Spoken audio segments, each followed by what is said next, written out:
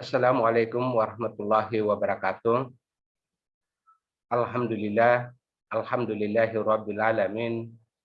Wassalatu wassalamu ala asyrafil anbiya'i wal mursalin, sayyidina wa maulana Muhammadin wa ala alihi wa ashabihi ajmain. Amma ba'du. Bapak Ibu yang dirahmati oleh Allah Subhanahu wa taala, beserta pelatihan program sekolah penggerak ini yang dirahmati oleh Allah Subhanahu wa taala. Pada kesempatan ini materi yang akan saya sampaikan yaitu pelaksanaan in-house training. Kita mulai dengan pembukaan. Bapak Ibu, selamat datang. Berikut adalah tujuan kita dari sesi ini. Yaitu tujuan pertama, di sesi ini peserta mampu memperdalam pemahaman terkait pentingnya penerapan prinsip pembelajaran orang dewasa dan teknik-teknik fasilitasi dalam in-house training, serta mengetahui gambaran besar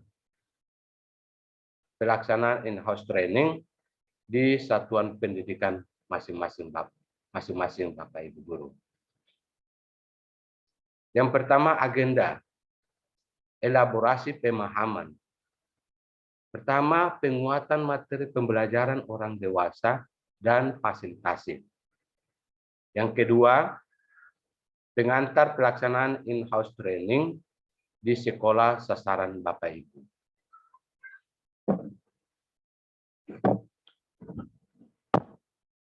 Di sini, kesempatan bersama.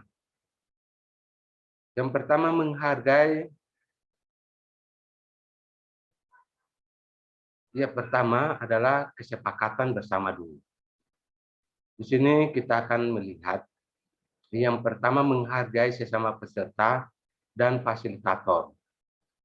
Yang kedua, satu berbicara, semua mendengarkan. Yang ketiga, tepat waktu. Maksudnya tepat waktu ini, Bapak Ibu jangan terlambat masuk Zoom atau Google Meeting. Yang keempat, berpartisipasi aktif. Jadi Bapak Ibu, dalam kegiatan ini Bapak Ibu harus aktif. Misalnya bertanya, berdialog, komunikasi yang efektif di dalam kelompok. Itu yang sangat penting. Yang kelima, fokus pada sesi belajar. Selanjutnya, kita lihat lagi elaborasi pemahaman. Quiz dulu. Yuk. Nah, di sini kita lewati.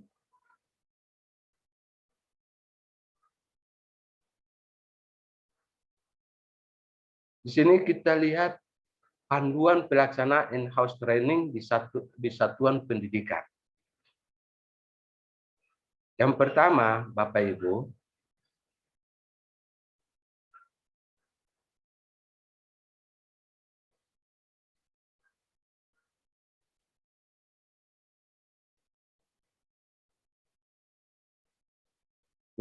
Bapak Ibu, struktur program pelatihan.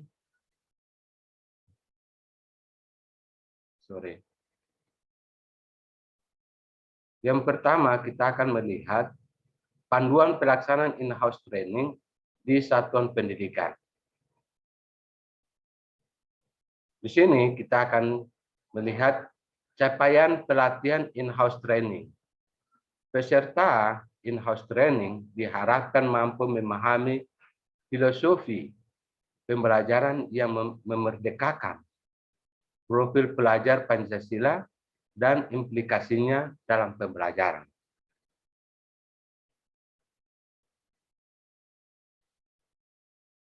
Ada di sini tujuan peserta mampu pertama mengetahui tujuan konten, proses, dan evaluasi pelatihan in-house training. serta mampu menyusun rencana belajarnya. Yang kedua, merefleksikan nilai dan filosofi Ki Hajar Dewantara dengan perannya sebagai guru atau pendidik PAUD dan merumuskan strategi pembelajaran yang sesuai dengan nilai dan filosofi Ki Hajar Dewantara. Yang ketiga, mengidentifikasi komponen kerangka kurikulum dan peran pemangku kepentingan dari tingkat pusat sampai satuan pendidikan dalam menciptakan pembelajaran yang berpusat pada murid. Yang ketiga, mengidentifikasi rasional, tujuan, dan elemen capaian pembelajaran pada berbagai mata pelajaran yang diampu. Mengaitkan peranan capaian pembelajaran sesuai dengan tingkat pencapaian siswa, kebutuhan, kecepatan, dan gaya belajar sesuai dengan fase perkembangan anak. Yang kelima, mengidentifikasi keterkaitan antara profil lulusan dengan visi dan misi sekolah, program dan pembelajaran di kelas. Menginvestigasi sumber daya dan tantangan wilayahnya untuk merancang proyek penguatan profil belajar Pancasila pada satuan pendidikan. Yang keenam, memahami prinsip penyusunan alur tujuan pembelajaran ATP dan modul ajar untuk mendampingi guru dan pengembangan ATP, alur tujuan pembelajaran, dan modul ajar serta sumber belajar yang dibutuhkan untuk mendukung penerapannya. Memahami pemanfaatan teknologi dalam bidang pendidikan dan pembelajaran, cara mengakses platform digital, platform sumber daya sekolah, platform guru, dan platform rapor pendidikan.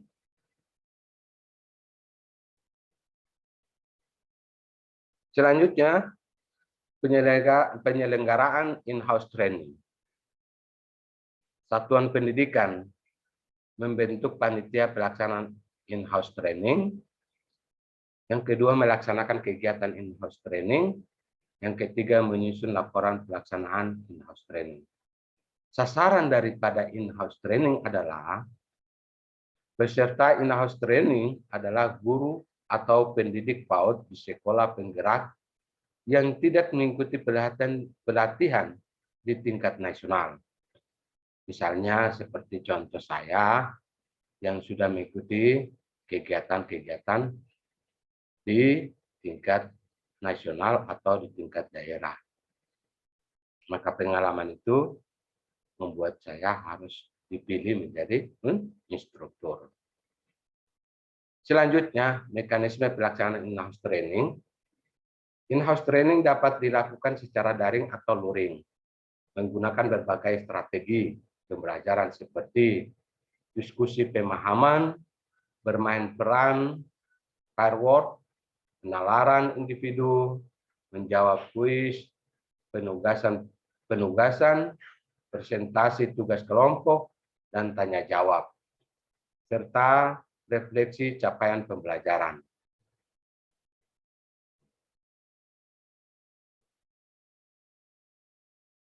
Struktur program pelatihan in-house training. Untuk di dalam tabel ini kita lihat, Bapak Ibu lihat sendiri, unit kegiatan atau modul, waktu, unit modul, dan waktu. Bapak Ibu akan lihat sendiri di sini.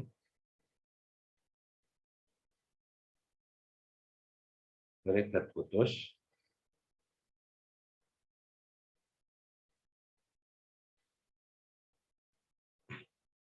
Bapak Ibu akan melihat di sini, Bapak Ibu, struktur program pelatihan in-house training, unit kegiatan modul. Yang pertama, Bapak Ibu, kita akan susun dulu tabel, lalu kita merancang rencana kegiatan in-house training di Bapak Ibu sekolah masing-masing. Untuk itu Bapak Ibu jangan lupa kalau sudah membuat rancangan, maka Bapak Ibu akan membuat satu rencana. Yang pertama, untuk kegiatan modul, kebijakan program sekolah penggerak. Sini ada waktu, kedua unit modul, dan sini nanti Bapak Ibu akan melihat orientasi pelatihan, kesepakatan belajar, overview, program pelatihan dan target belajar, pengenalan platform belajar yang ada di LMS, terus pendidikan yang memerdekakan, filosofi pendidikan Ki Hajar Dewantara, merdeka belajar. Ini nanti Bapak Ibu akan menyusun sendiri. Yang sudah saya tampilkan ini Bapak Ibu akan melihat. Dan nanti Bapak Ibu akan diberikan tugas yang ada pada LMS nanti. Selanjutnya Bapak Ibu kita lihat lagi. Konsep merdeka dalam pembelajaran pelaksanaan in-house training. Langkah-langkahnya, langkah pembelajaran yaitu pengertian, perangkat ajar, aktivitas.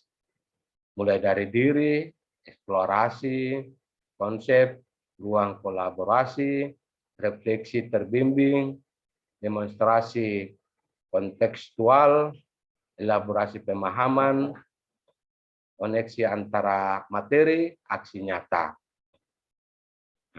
Bapak Ibu nanti akan melihat di sini, contohnya pertanyaan refleksi untuk memulai topik, terus materi kunci untuk membangun pemahaman, penugasan kelompok untuk memperdalam pemahaman dan mendorong kolaborasi. Nah, itu di sini.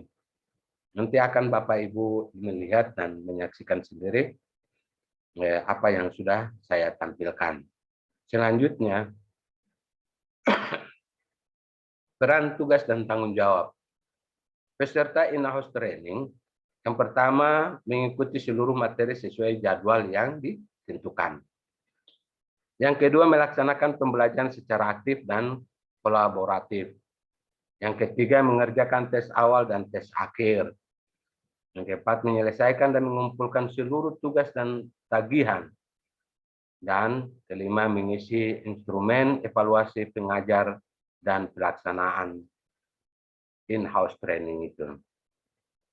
Pengajar, di sini ada pengajar in-house training, komite pembelajaran. Yang pertama, monitoring, memonitor keaktifan peserta dalam pembelajaran. Yang kedua, memfasilitasi proses belajar peserta. Yang ketiga, memberikan umpan balik terhadap tugas peserta. Yang keempat, memberikan nilai sikap, pengetahuan, keterampilan peserta. Yang kelima, mengolah nilai akhir peserta. Yang keenam, melaporkan hasil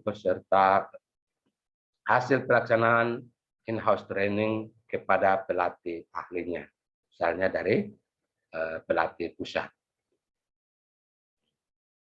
Standar penyelenggaraan, nanti Bapak Ibu sendiri melihat, standar penyelenggaraan jumlah peserta itu tergantung di sekolah Bapak Ibu. Sekolah mana yang akan melaksanakan, maka dengan sendirinya penyusunan panitia dan peserta itu ditentukan oleh sekolah. jumlah pengajar, kepanitiaan, bahan pembelajaran, alat pembelajaran, media pembelajaran. Nah, misalnya sesuai dengan jumlah guru, yang kedua jumlah pengajar itu sesuai dengan jumlah kepala satuan pendidikan, guru mata pelajaran, seluruh guru mata pelajaran, tergantung dari penyusunan panitia atau permintaan pengajar. Yang kepanitiaan itu panitia in-house training dibentuk oleh kepala sekolah. Kepala sekolah yang akan membentuk panitia in-house training itu. Nah, bahan ajarnya itu yang pertama adalah modul materi pelatihan implementasi pembelajaran bagi guru dan pendidik. Yang kedua, bahan tayang, format penilaian. Nah, ini yang nanti Bapak Ibu akan siapkan di saat pelatihan nanti. Nah, selanjutnya alat itu pasti kita akan gunakan laptop, audio system, peralatan lain yang mendukung proses pembelajaran kita di pelatihan nanti. Nah, media, pasti media itu kita akan gunakan LCD, proyektor, whiteboard, flip chart, flip card, kertas plano, dan media pembelajaran misalnya yang lain lagi. Itu. Apakah ada yang masih ingin Anda tanyakan terkait panduan pelaksanaan in-house training ini? Kalau memang tidak ada, Bapak Ibu, kita lanjut. Pengantar penugasan dan pembagian kelompok. Sesi nanti ada di ruang kolaborasi LMS nanti. Jadi Bapak Ibu akan membuatnya di Word atau PowerPoint, tergantung dari Bapak Ibu peserta. Kalau merasa itu gampang, ya buat di MS Word. Ya, ini tugas mandiri Bapak Ibu. Tugas mandiri ini Bapak Ibu akan melihat pertama tugas mandiri, terus tugas kelompok. Membuat rencana fasilitas pelaksanaan in-house training dengan menerapkan prinsip pembelajaran orang dewasa dan fasilitas sesuai dengan satuan pendidikan masing-masing yang ada di tempat Bapak Ibu. Yang kedua, tugas kelompok ini, nanti tugas kelompok ini Bapak Ibu, kalau misalnya peserta 20 orang, maka kita bagi jadi 4 kelompok. Satu kelompok 5 orang. Selanjutnya, kita lihat Bapak Ibu, nah ini susunan nama kelompoknya nanti Bapak Ibu. Demikian itu yang dapat saya sampaikan. Sampai jumpa di sesi berikutnya. Demikian, wassalamualaikum warahmatullahi wabarakatuh. Kalau apabila ada yang ingin bertanya, silakan bertanya Bapak Ibu. Demikian dan terima kasih.